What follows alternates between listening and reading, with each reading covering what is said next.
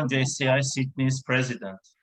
Before I go on, I wish to acknowledge the custodians of this land and the Gadigal people of the Ora Nation and their elders past and present. I acknowledge and respect their continuing culture and the contribution they make to the life of this city and this region. I now would like to officially welcome our speakers, Craig and Anna, the 2022 JCI Australian National President Emerson Lauda Silva, and all the members and guests who joined us tonight. Our Leadership Series initiative is an opportunity for us to get ready for the JCI's Australia National Convention, and for members and the community to learn and get inspired by experienced leaders. They will share with us their career and leadership journey, as well as tips and all we need to know to become our best selves. Craig, a highly experienced leadership coach and mentor, brings a wealth of business and leadership experience, having worked in corporate, government, and multi-international organizations for over 30 years, 15 of those as a consultant in his own business.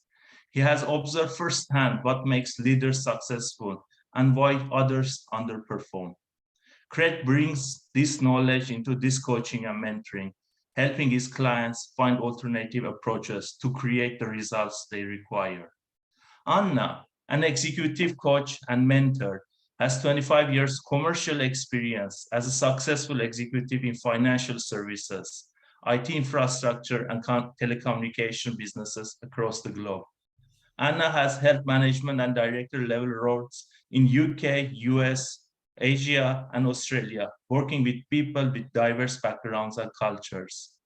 Anna has experienced the thrill of successful leading major international projects, achieving many businesses and personal goals, and dealing with the unique pressure, demands, and uncertainties of senior leadership.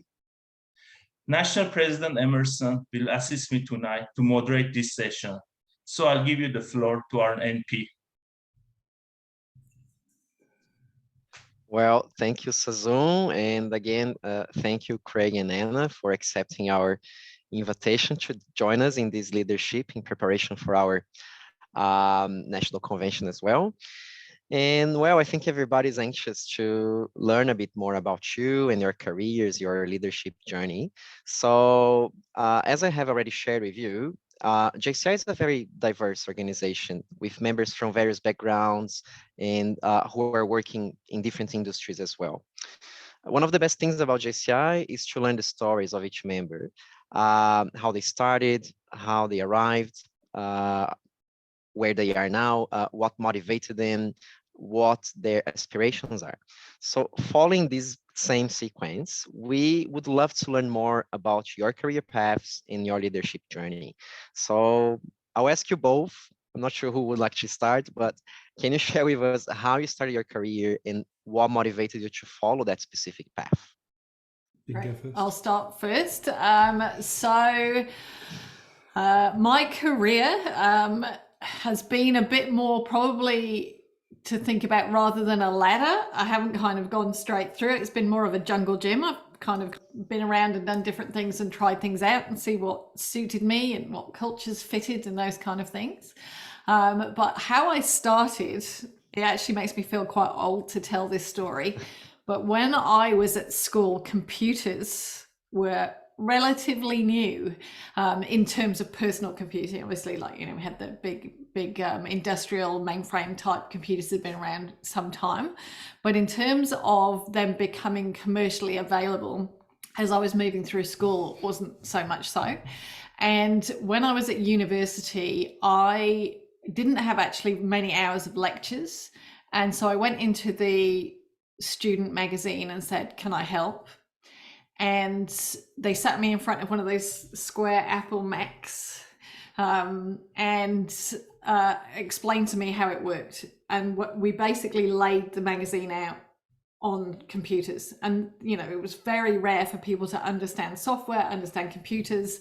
And therefore I kind of had an unknown competitive advantage at that point. And it wasn't that I knew how computers worked. I wasn't technical, but I knew how to use them. And so I did a business degree, and in my third year, it was an industry placement. And I was snapped up by it's now Fujitsu. It was called ICL in the UK. And they basically employed me for a year producing bids for major programs and projects. And I got acquainted with the whole software development lifecycle while I was there, and just became very interested in technology and IT and how that happened, but more from the delivery side than the technical side. And that sort of set me up unintentionally for life as tech took off. So that's really where I started. Yeah, my story's a bit different. Being an Australian male, sporty orientated, love the outdoors, I sort of thought, right, I'm going to get a job in the outdoors. So I started landscape gardening, and I love landscape gardening. However, it didn't take me long to realise that working outdoors in Australia, it can be a bit problematic with the heat and then the rain and everything that goes with it. And I realised that that's probably that's too much hard work, and it gets you down a bit. And combining that with my exercise and things, that was just all too much. And I ended up moving into an office job, and I realized pretty quickly that from a personal perspective, I can put my hand to a lot of things and find a way to make it work. And I found myself, I ended up working for a bureau, a computer bureau in those days, which is, they used to provide, they had a big mainframe computer again, back in the days when PCs just started. Some of the young ones will be going like, what the hell? But worked in a mainframe site, so they sold their service to a lot of big corporates and government. And, I started off being a bit of a techo, and then realized pretty quickly that, I'm not that way inclined. So I moved towards the management and leadership stream, and then things sort of took off from there.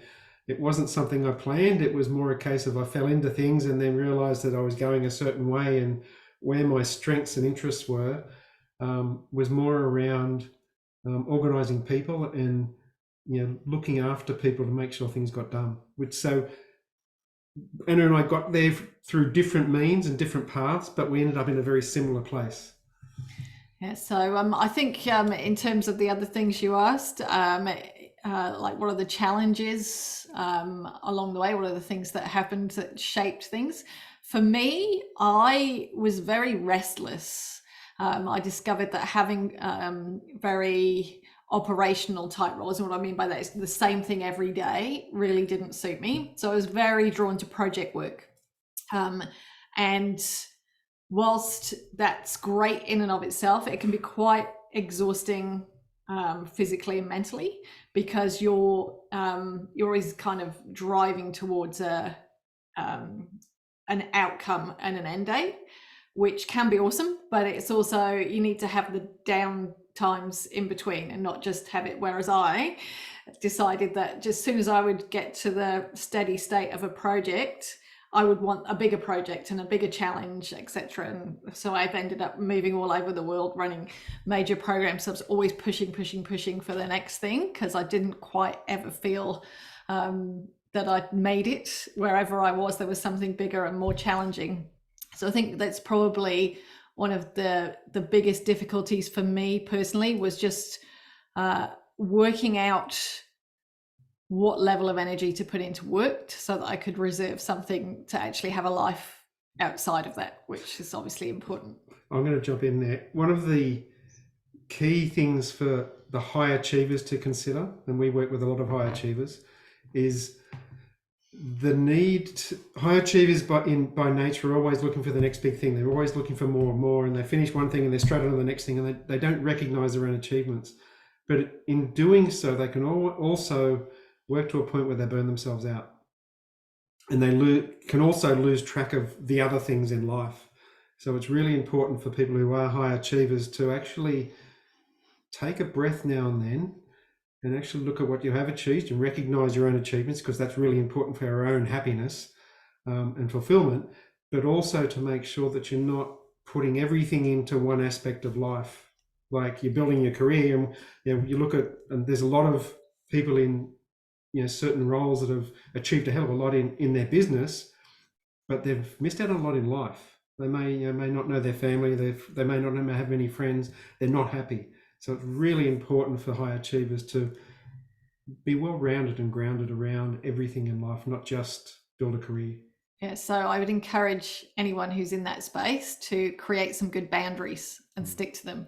I did have the challenge that I worked in very male-dominated industry in many teams as I was moving through, and thankfully it is improving now. I was the only female, therefore it was almost like I had to overprove myself. So I'd take on all the challenges that other people didn't want to do, and as I say, move around the world at a moment's notice. You know, I look back and I didn't have good boundaries for myself. I would rarely say no. And whilst that was good up to a point, I did burn myself out quite heavily by the time I was in my late 30s. So I would encourage people to, if they can try and work out how to get those boundaries in a bit earlier, that would be a bit of career advice. Yes, yes, and you are right, you know, it's so easy to actually get to that stage of, you know, being burnout, but then we sometimes don't realize that we are saying yes to everything and we are not allowing ourselves to stop a bit. I'm like that sometimes, so the thing is I'm conscious, so yeah, I know that I have to work on it, but yeah, all of us, yeah, we have to watch our career and our growth and find a balance, which is really important. And I like the bit when you mentioned about when you started being introduced to computers, because that made me remember when I first had my computer lesson, which was in 1995. So wow, long ago. But here we are, yes, and progressing each time. Yes. Amazing. Now the other question we have is, you both made a big move when you decided to start your own business. So can you tell us how the idea of starting that business came up and what motivated you? What were your aspirations? And of course, the difficulties you faced while starting and running this business.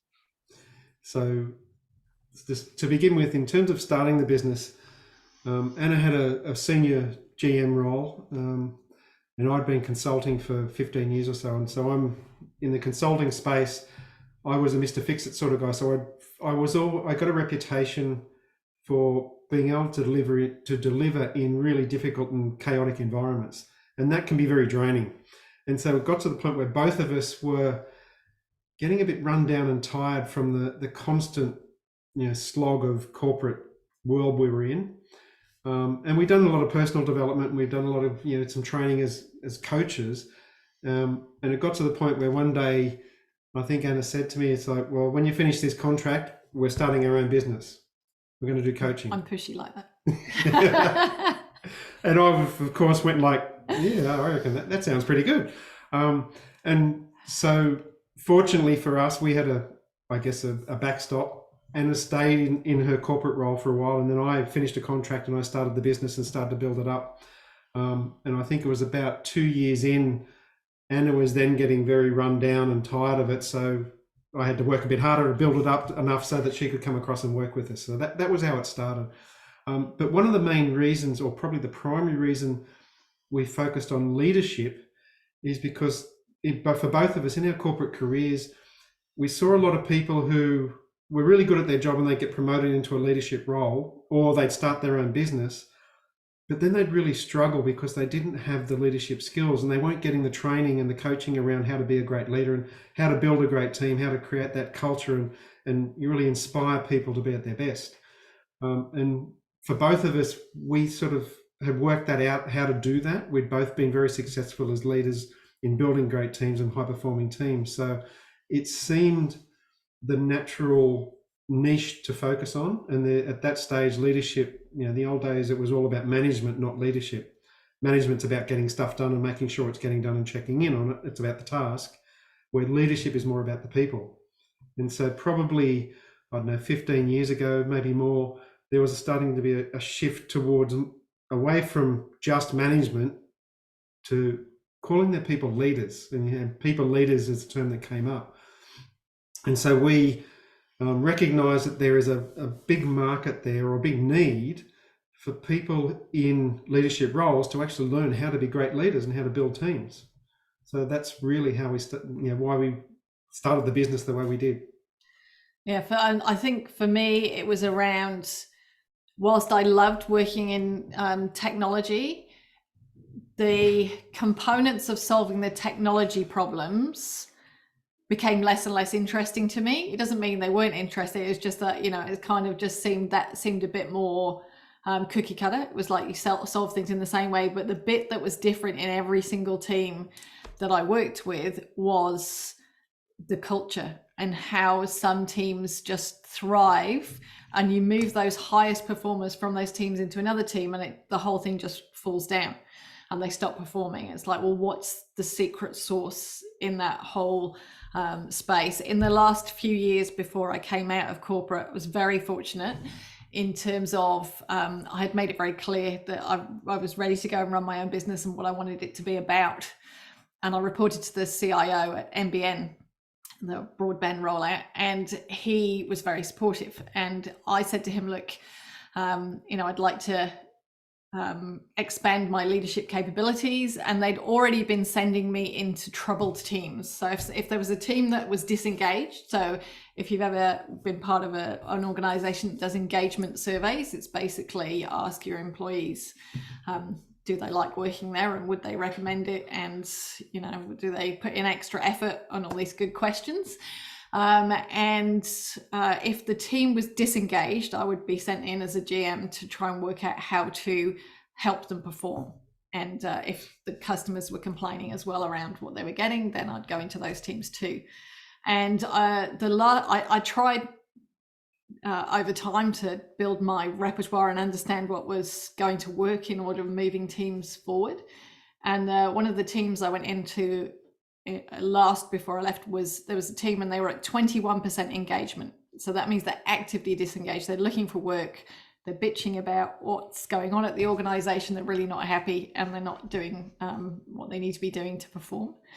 And I got sent in to see what I could do. And I followed the process that we use today in this business and kind of said, okay, you know, I believe that there's a certain set of criteria that if you hit these, you're going to be a good leader. You know, you're going to be able to perform. And it's really around spending most of your time and energy and effort being empathetic with the team and the customers, and saying, what is it they actually need? What do they value? What are their behaviors, and how is that coming across to other people? And realize that, you know, this is a process, and we can apply this process. So that team went from the 21% engagement to 68% in 6 months, under a massive restructure at the same time while we were doing that. So it does work. And it was one of those things around, how can I get this to more people? And that was really when we started to roll this out. And just to put that in perspective, that's sort of, that level of improvement in engagement is very, very rare. It's rare that you get that low engagement of 21%, but to have that such a dramatic improvement in 6 months is quite astounding. I think Emerson was going to. That's amazing. The work you do, and I kind of could get from you that the recipe or the secret for success, or maybe one of the secrets, is empathy. So you have to be empathetic and understand your team's needs in order to be able to engage them, etc. I have a question here that's is not part of the plan, but I was just wondering, because you, Craig, said that leaders sometimes they get to those positions, but they realize they have difficulties to build their own teams, or, you know, they have difficulties with communications or to inspire other people. Does every individual have the capacity to work with all those areas, be a good communicator, and, you know, inspire, and, you know, build teams? What do you think from your own experience? I think predominantly, yes, everyone has the capability. The real question is, do they have the desire? And the tools, and the access to the tools, and the internal ability to actually open up and learn and look at themselves, reflect on their own performance and their own strengths and weaknesses, and actively work on improving in the areas that they need to improve on to be a better leader. Now, not everyone is open to that. You know, sometimes we talk to people and you just know fairly quickly that they're not open to some of the things that they'll need to look at. So they're not ready, and that's perfectly fine. Everyone's on their own path through life and business, and we're all at different stages. But I truly believe that everyone has the potential and the capability to be a great leader. It's just a matter of, are they open to it? Are they willing to work on those things and be open to learning new ways? Yeah, so I think just following on from that is that we kind of take a position when we're coaching people, and we encourage all leaders to ask themselves this question in their head whenever they experience like non-delivery, poor behavior, whatever, something's going wrong in front of them and they're not getting the results they want. We say, if we assume that everybody's doing the best they know how, given the tools, experience, and sort of desire that is available to them, then of these things, what have we missed? Like, have we not given them the right tools? Have we not, do they not have the right level of experience? Do we not have, do they just not want to do it? And just start to question, how can I help that person to find that path?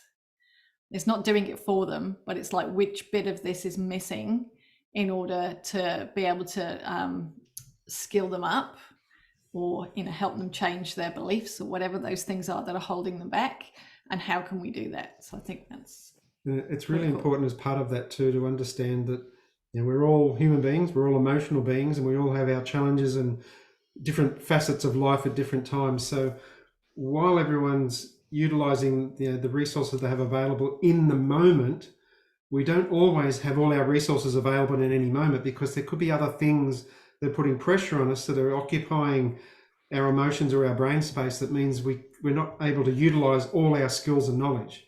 So that's where the empathy comes in, to understand work to understand things from their perspective, and how can we help as a leader.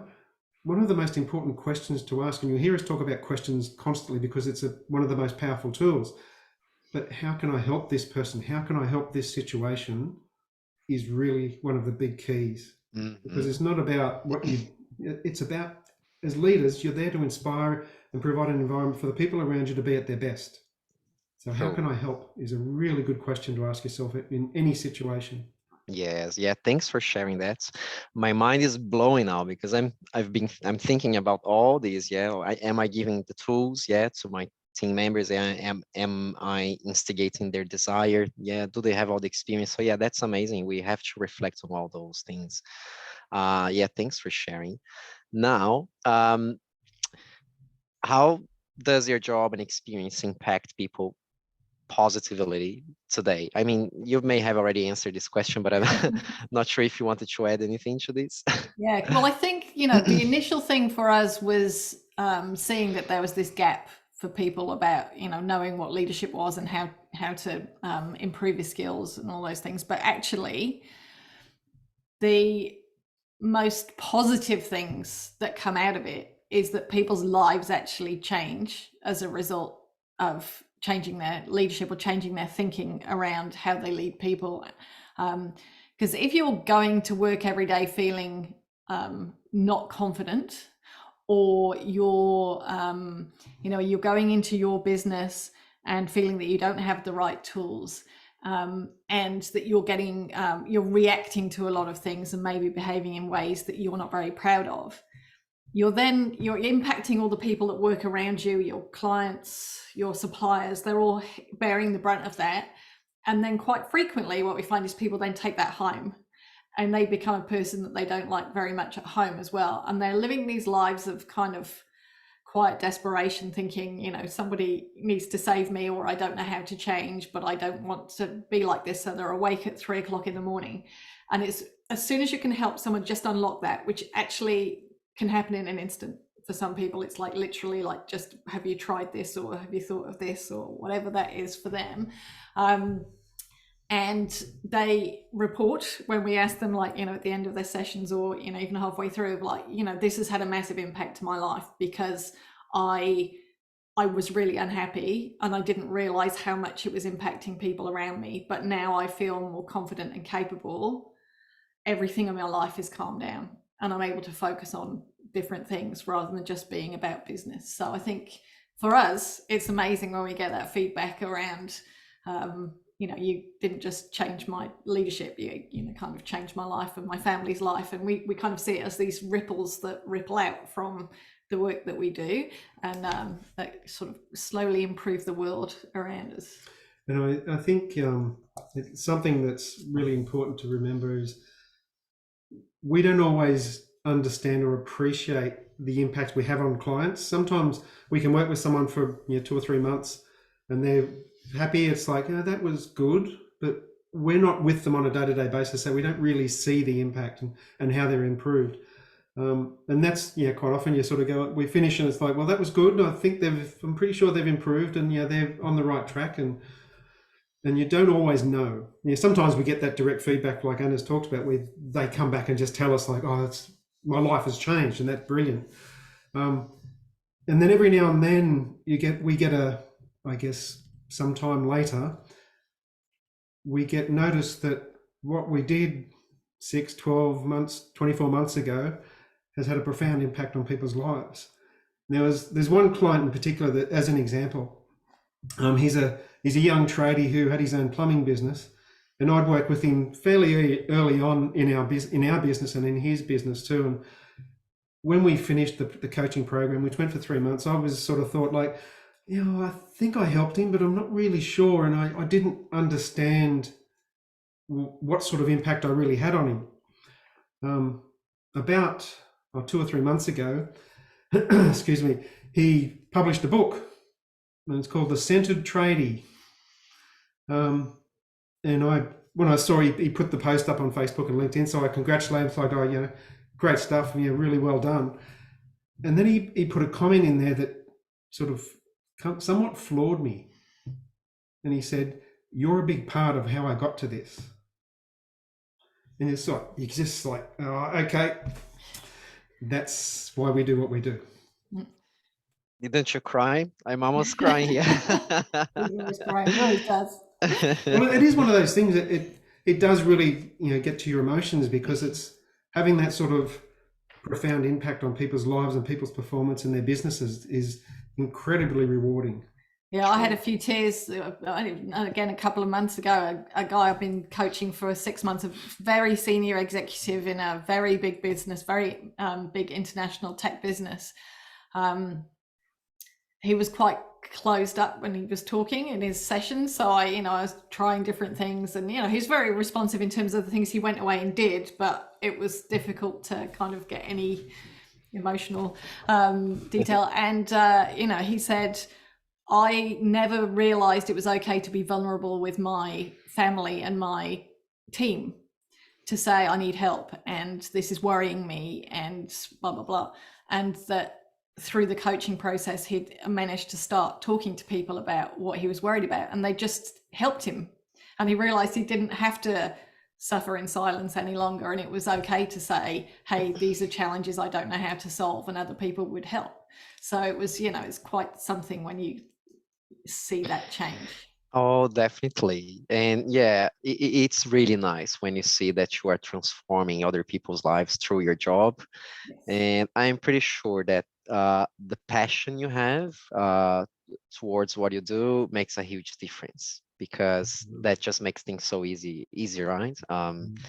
So yes, well done. Now, after all these years and with your accumulated experience, what are the learnings of your leadership journey? Well, we've already mentioned one about being an empathetic leader. Empathetic leadership is absolutely critical.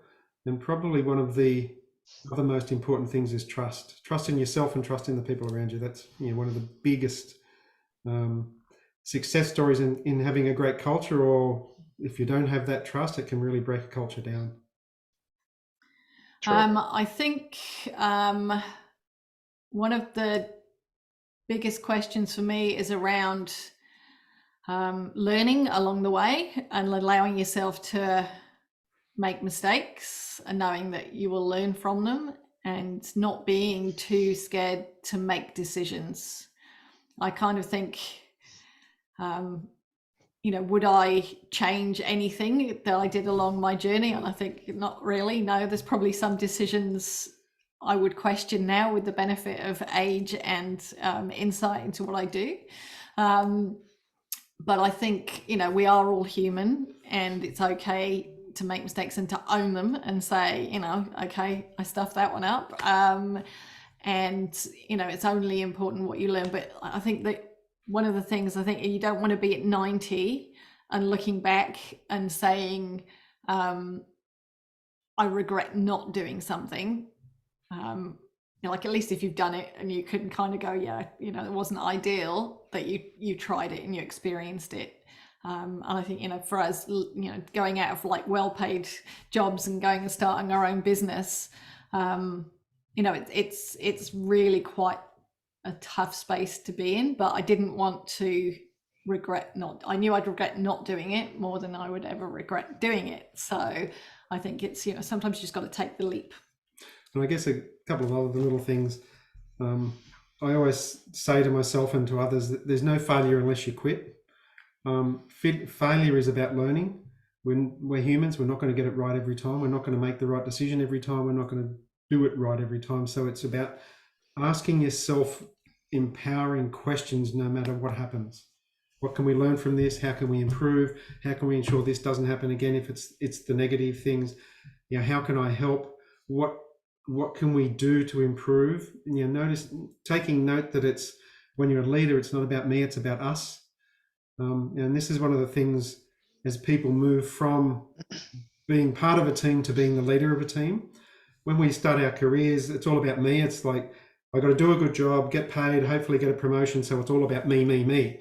But when you become a leader, it's all about the people around me, not necessarily me.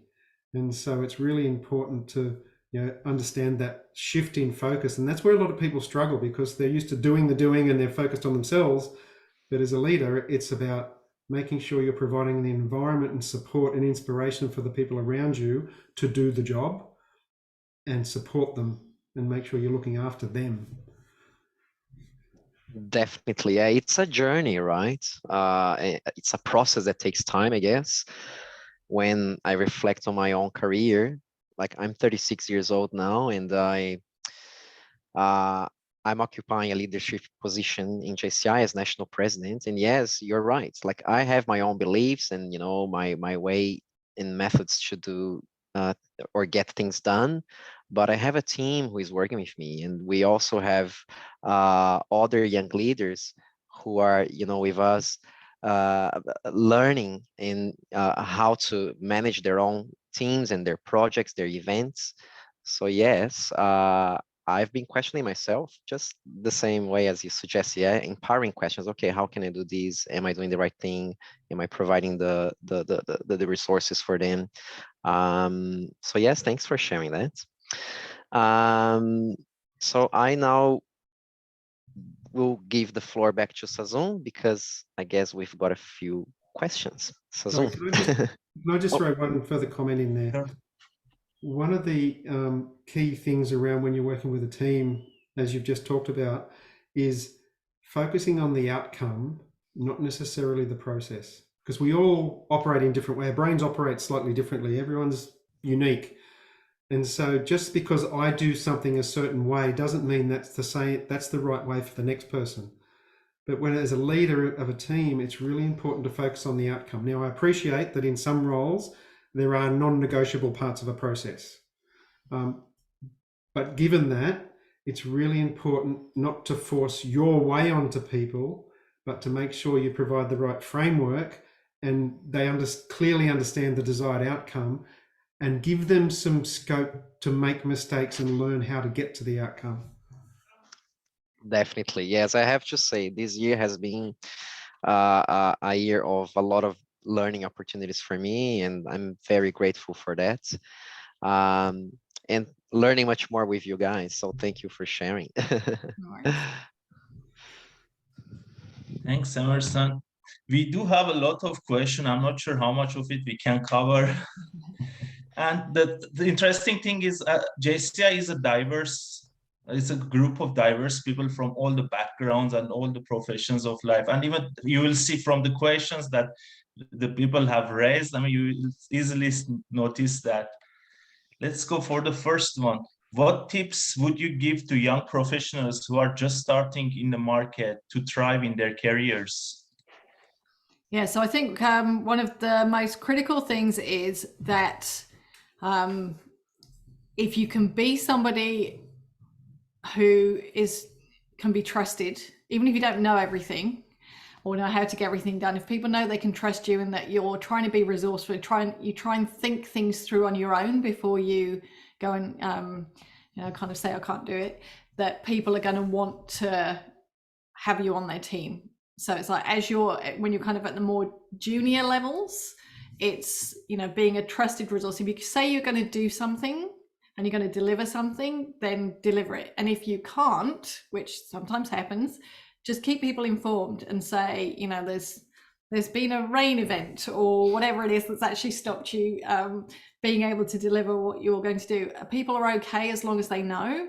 What happens is if you say, I'm going to deliver that on Friday, over the weekend, they're like, that didn't come through, and they're already starting to doubt, you. Whereas if you've said on Friday, sorry, this has delayed me, you can have it close of business Monday, I hope that's not inconvenient, then they'll just, the thought of you in their head will be, okay, I can trust this person. So I think building trust and rapport and communicating well about things you're doing when you're at those, in the more the doing type roles, or you're leading a team and you're responding on behalf of your team, make sure that what you're saying is reliable, because integrity is really important as you move through.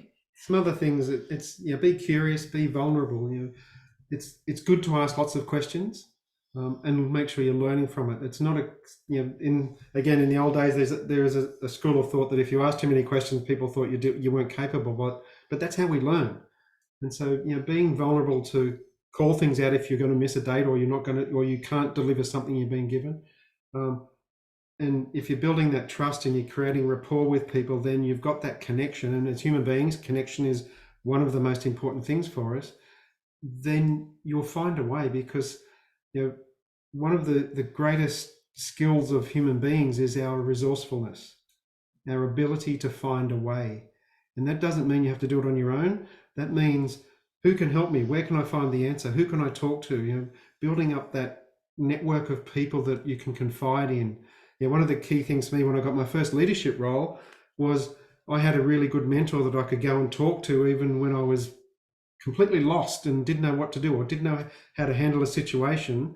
I could go and talk to them, and they didn't always need to give me any answers. I just needed someone to listen. And a lot of the time, and I still do it with Anna, we do it with each other. I'll talk to Anna and go, I don't know how to do this. And I'll start talking, and just me verbalizing it, I find the answer. So it's, there's a number of things, but there are a few things that are really important for young people. I think one of the big ones, and I think it's been really front of mind for a lot of people through COVID, is that a lot of people are looking for more purposeful work, and kind of looking and saying, do I really want to climb the ladder? It's been like kind of drummed into us, like this is what success looks like, and you need to be a CEO or you need to be doing X, Y, and Z. But I think thoughtfully sitting down and working out what success really looks like for you, rather than society's view or your parents' view or your friends' view or whatever it is that you're going on, and work that out, then that can really help define whether you say yes or no to opportunities and which opportunities you're really going to go and seek out. Because I think there's this thing around, if I want to have a successful career, that that kind of looks like a ladder. And as I say, my career was very much more a jungle gym. I was more curious and wanted to try different things out.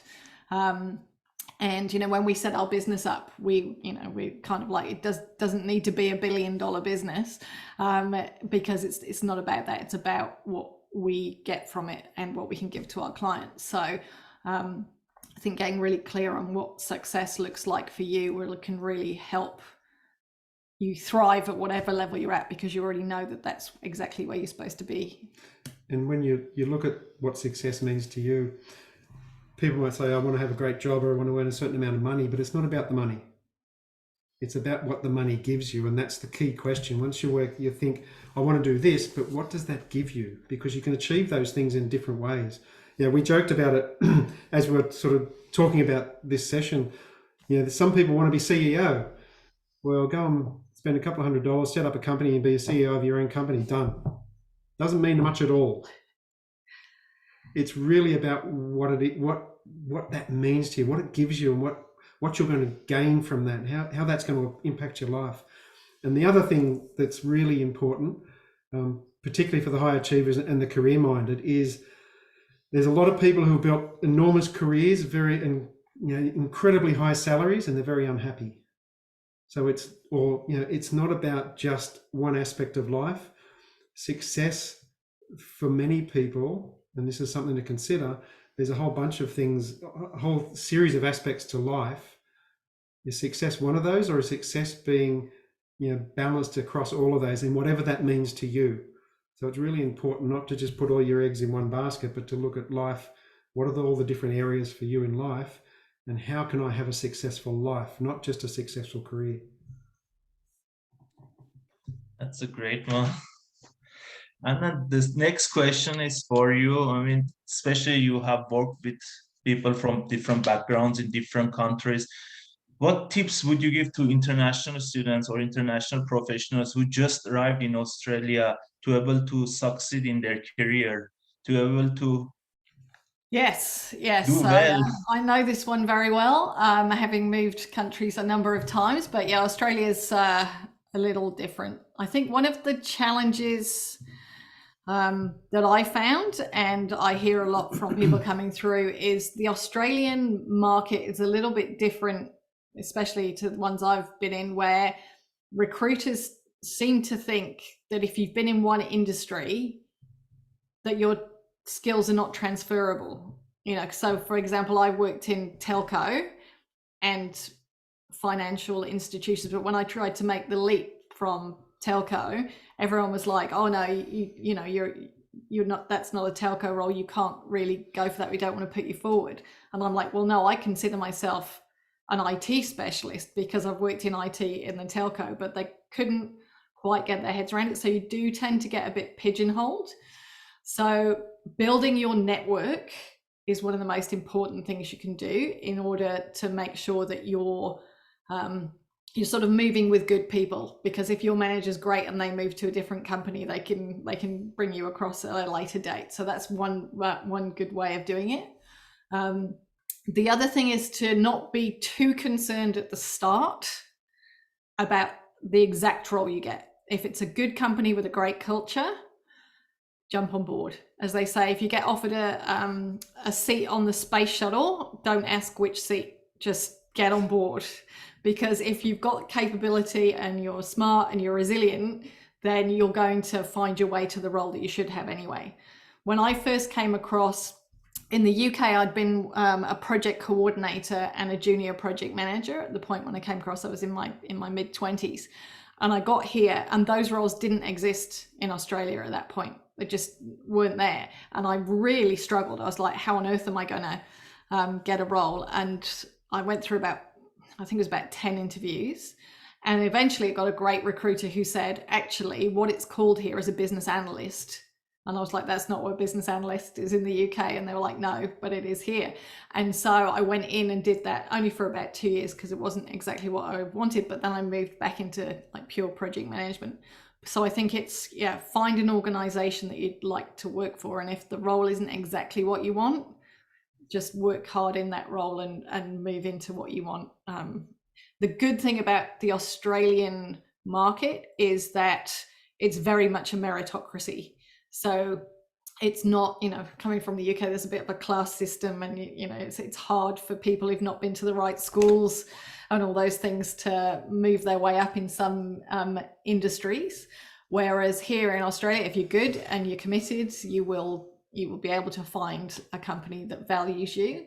But there is the challenge of the tall poppy syndrome. So if you stand out a bit too much, you'll get chopped down. So it's a fine balance and can be quite difficult to navigate. But the good thing is there is no kind of ceiling, other than the general ones that you can get into in some organizations. It's like, if you're good enough, you can get there. I guess it brings me back to when I was consulting. One of my motto was, be the kind of person that people like to have around. And that has many aspects to it. That's about, showing integrity, doing what you say you're going to do, being a good co-worker, being positive, being happy, and fostering a good environment. And if you're the kind of person that people like to have around, you'll always find work, because people like to have you around. It's very simple. And I'm very proud of the fact that in 15 years as a consultant in corporates in Australia, I was never out of work, where I saw people who I considered were far better than me were out of work for 12, 18 months at a time. It's not because of my technical skills, it's because of the way I conducted myself. It's really important. Absolutely. The social skill, or the soft skills, as they say it. Absolutely. Next is, like, what advice would you give to someone who's in their mid-career and they decide to do a transition in their career, especially they have worked in an industry and they do know the industry well, but they do want to change it? Yeah, so I think that comes to, the good thing about being mid-career is that you already know a lot of people. And a lot of stuff. And a lot of stuff.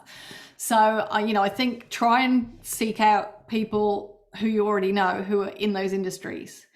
I think one of the things that we can get a bit caught up on is people that we've been in careers with. We still see them in the role that they were doing when we were working with them, but sometimes 2 or 3 years later you go and look and this person's had like a huge trajectory, or they've moved somewhere completely different. You're like, how on earth did that happen?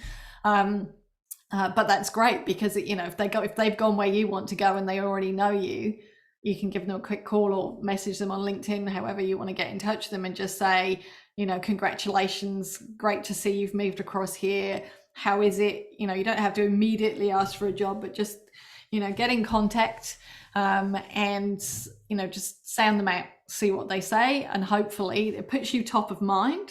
So next time something that you would be good at comes up, they'll reach out. And I'd say do that regularly with a lot of your network, like we kind of fell out of the habit a lot. Generally, I say people in general, I fell out of the habit a bit of like doing those catch-up coffees and going out for lunch with, old colleagues and friends, because it became quite hard. And so it's getting back into that and starting to just touch base with the people, especially people, if you really enjoyed working with them anyway. Why not get in touch and see how they are? Because switching across and trying to do it through a recruiter and to unknown is much harder than having a kind of warm introduction from somebody that you already know. Yeah, I guess one of the no-nos is don't burn any bridges. Doesn't matter who you work with, don't upset people, because you never know where they're going to end up and how things may turn in the future. And I've certainly seen plenty of people end up in very senior positions that I didn't think a lot of, but I didn't burn the bridges, because it turns out that was a really good move in the future.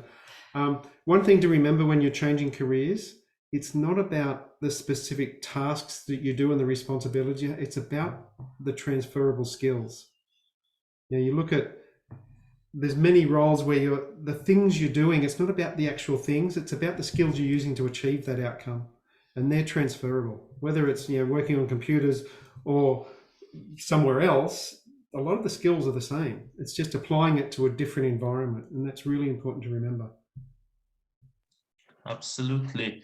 I'll try to merge few of the questions together, because we do have a lot. This is something that's my own question, but I have merged it with a few others. Who do you consider, like 3 persons, if you can name, who is a good leader? And what are their traits of a good leader? I'm glad you're asking easy questions. It's a difficult question.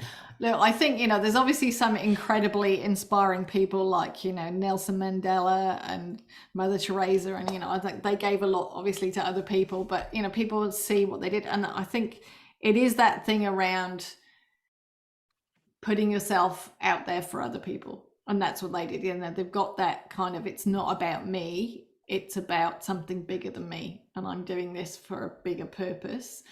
People are very drawn to that. And, you know, not telling people what to do, but in allowing people to come to their own conclusions, and kind of like offering the space up for, so like, you know, someone like Nelson Mandela, after, you know, those 25 years of being, you know, hard imprisonment, and, you know, just saying, well, it's not going to serve me to take that with me out the door, because then I stay in prison. And then just being able to walk out and forgive people. And I think having that strength of character to be able to not make it about you, and not make it about what's happened to you, and work out, you know, what's the good I can do now from this point on. You know, those kind of things, obviously incredibly inspiring. But people who have those same characteristics are great to work with and around, you know, that just bring out the best in you as you go through. Yeah, I guess I could rattle through about 20 words that are all skills of leaders, and I still wouldn't cover, you know, I'd be only scratching the surface. I guess for me, some of the really important ones, we've mentioned, you know, things like empathy, vulnerability, trust are really important. Caring and, you know, compassion are really important for leaders as well. But also having that desire to actually achieve and being able to inspire people. There's so many aspects to leadership, and that's one of the amazing things about leadership, is that it's not something you can go, it's not a science, it's more of an art. So it's not something you can go, if you do these things, you're going to be a great leader. It's because leadership is about dealing with people, and we're all different, we're emotional beings, and we all go through stuff through life. Being able to lead and inspire people around you to be their best, to constantly improve, whatever it takes for you to help people achieve that, is part of leadership. And, you know, to put that into a few skills is more challenging than I'm prepared to take on right now.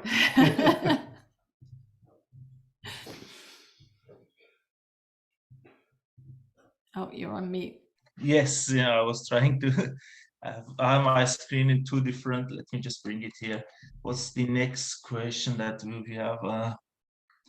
For our audience, I mean, like, I noticed that you mentioned you see once you first. Let me ask you: when you see a person, how do you know they are high achievers? What traits, like, what do they represent that you call them, like, in your mind, you categorize them as a high achiever? One of the obvious aspects, they're always talking about the next big thing, and they don't recognize their own achievements, because it's like, finish that, what's next, what's next, what's next. They're always jumping to the next thing, and quite often they're high energy, which is very useful, but it can all, you know, as we said, if you do that for too long, that can be very draining as well. That for me is one of the key things. They're always going the next thing, the next thing, the next thing. What's bigger? What else can I achieve? And before they've even finished this one, they're looking at the next three things. That's, you know, the classic symptoms of high achievers. I think it's also willingness to learn, and that eagerness to understand both themselves and life better. You know, I think it's, if you think about the people we tend to see, like people who come for coaching tend to be really open for improvement. So it kind of in and of itself, the majority of people we get are high achievers, unless some company's hired us and gone, you know, go and sort these people out. So it's really around that willingness to be open to learn new things. We do see some people who are kind of very closed down. If they already think they know everything, it's hard to coach, and it's hard to lead people who already know everything as well, because you know, they can't do anything wrong. Therefore, you know, that's hard. Whereas the high achievers tend to have this thirst for knowledge and openness. Yeah, and you'll find that they're doing that across multiple areas of life. So they're reading lots of books. They're always looking for more in their career. They've got lots of interests, and they don't sit down and rest. They often find it hard to sit still because they're looking for something else to do. Yeah, that's some other traits. Now, it's not everyone who does that is not a high achiever, but that is their common traits of high achievers.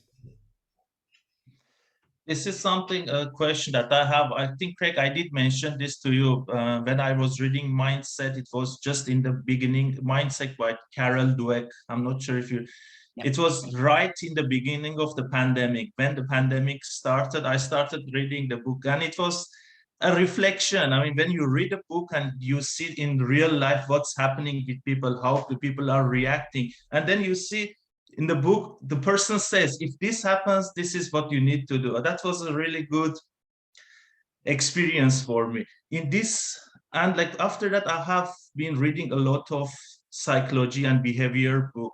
But I want to ask you guys, a leader is born or a leader is made? What do you think? My opinion, they're not born. Some people have some natural tendencies. But generally, we're all a result of the environment we grow up in. So if you're growing up with great leaders around you, you can't help but pick up some of those skills and traits and behaviors. If you're a born great leader, let's talk about someone who was born with brilliant leadership skills, you put them in a terrible environment and they won't foster those skills. So it's more about the environment than it is about what you're born with. That's my belief. And and when we say growing up, we mean not just, I mean, obviously, like a lot of beliefs and those kind of things and habits have created in your formative years, but you can change those. We often think, I hear it a lot, that's just what I'm like.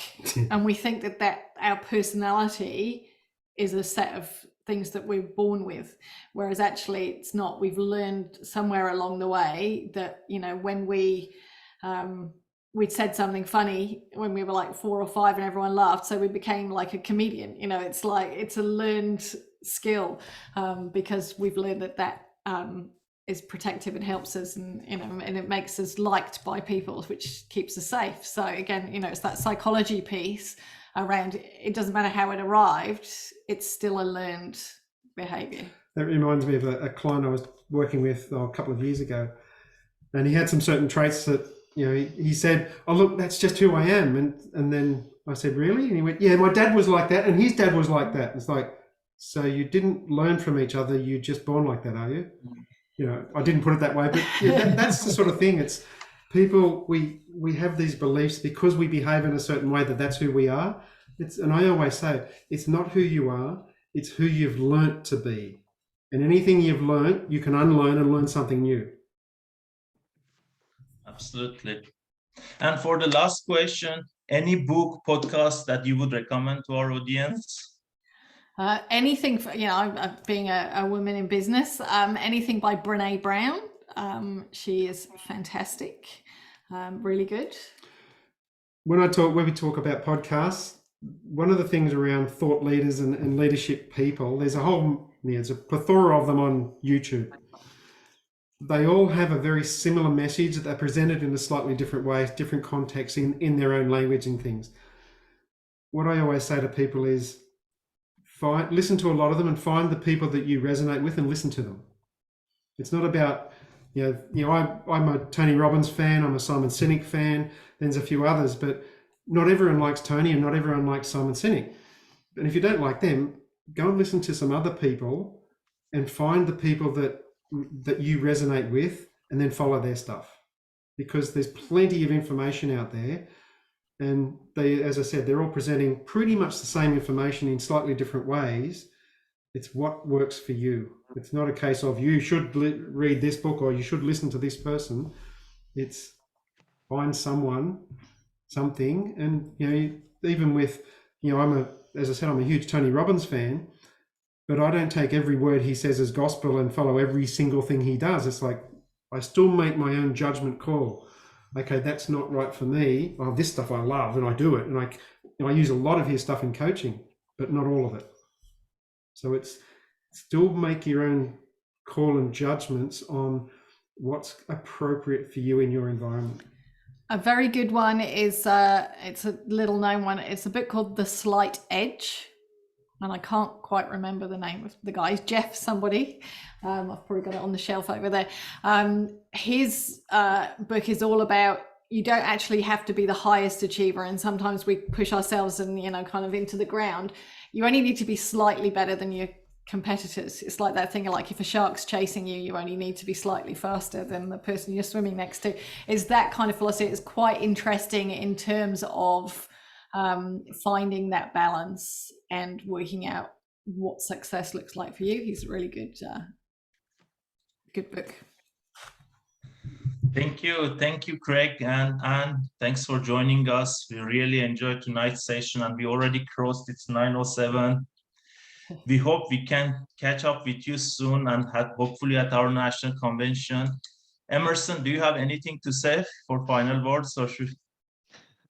Just a huge thank you. I learned so much out of this session. I'm really inspired, and I'm really looking forward to catching up with you again. For us to talk, you know, more about everything we discussed here tonight, for me to learn a bit more with you as well. And yes, thank you again. No worries. Thank you for asking. Great session. We can talk about this for hours, as you can tell. Yeah, We can.